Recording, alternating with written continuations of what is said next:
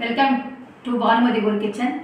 அதிலிருந்து நம்ம கொஞ்சம் தினமும் பயனுள்ள குறிப்புகள் பற்றி பேச ஆரம்பிச்சிருக்கோம். நேற்று குழந்தைகள் பற்றி, குழந்தைகளை எப்படி நம்ம பாதுகாக்கணும், குழந்தைங்களுக்கு என்னெல்லாம் செய்யணுன்றதை பற்றி நம்ம பேசணும். ஒரு சகோதரி சப்ஸ்கிரைபர் வந்து இந்த மாதிரி குழந்தைகளுக்கு உண்டான நிறைய நீங்கள் பயனுள்ள குறிப்புகள் நிறைய சொல்லுங்கள் அப்படின்னு சொல்லி கேட்டிருக்காங்க. கண்டிப்பாக அவங்களுக்காக நான் வந்து நிறைய பயனுள்ள குறிப்புகள் சொல்ல போகிறேன் வரும் நாட்களில்.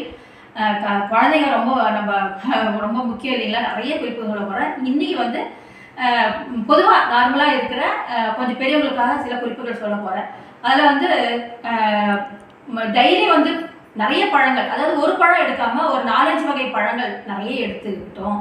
அதே மாதிரி காய்கறிகள் நிறைய எடுத்துக்கிட்டீங்கன்னு வச்சுக்கோங்களேன், நீங்கள் சந்தேகமே பட வேண்டாம். ஆரோக்கியம் ப்ளஸ் அந்த அழகு வந்து உங்கள் பக்கம்தான். யாரெல்லாம் எடுத்துக்கிறீங்களோ அவங்க பக்கம்தான் அது. கண்டிப்பாக அதனால எடுத்துக்கோங்க. பழங்களும் காய்கறிகளும் நிறைய எடுத்துக்கோங்க. ரெண்டாவது வந்து மாதுளம்பழம் ஜூஸ் நிறைய டெய்லி குடிச்சிங்கன்னு வச்சுக்கோங்களேன், கொலஸ்ட்ரால், பிபி ப்ளஸ் வந்து டாக்ஸிக் அப்படின்ற அதாவது நச்சுத்தன்மை அதை அழிக்கக்கூடிய ஒரு நல்ல சக்தி வந்து அந்த மாதுளம்பழத்தில் இருக்குது. முடிஞ்ச வரைக்கும் மாதுளம்பழம் ஜூஸ் நிறைய எடுத்துக்கலாம். நிறைய கிடைக்குது கடைகளில், நம்ம நிறைய எடுத்துக்கிறது நல்லது.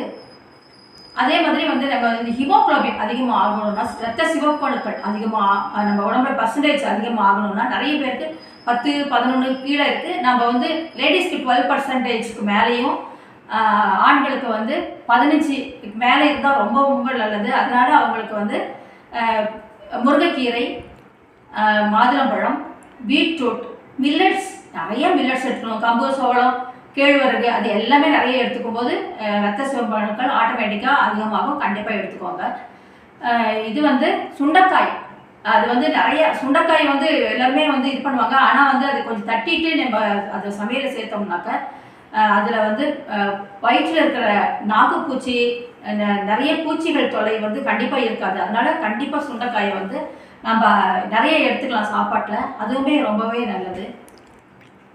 ஆப்பிளையும் நம்ம வந்து எப்படி எடுத்துக்கணும் அப்படின்னா, நல்லா கழுவிடுங்க. நிறைய பேர் தோலெல்லாம் சீவிட்டு தான் அதை வந்து நிறைய சாப்பிட்றாங்க. ஆனால் தோலில் முக்கியமான பெக்டிக் அப்படின்ற ஒரு வேதிப்பொருள் வந்து அதில் இருக்கிறதுனால, அதுவுமே நம்ம உடம்புல இருக்கிற நச்சுத்தன்மையை நம்ம ஏதோ சாப்பிடும்போது நம்மையும் அறியாமல் நச்சுத்தன்மை உடம்புல உண்டாகும் போது அதை வந்து அழிக்கக்கூடிய சக்தி வந்து அந்த தோலில் இருக்குது.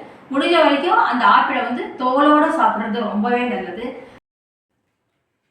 இந்த பயனுள்ள குறிப்புகள் உங்களுக்கு உபயோகம் இருக்கும்னு நினைக்கிறேன். நாளைக்கு திரும்பவும் பார்க்கலாம். தேங்க்ஸ் ஃபார் வாட்சிங்.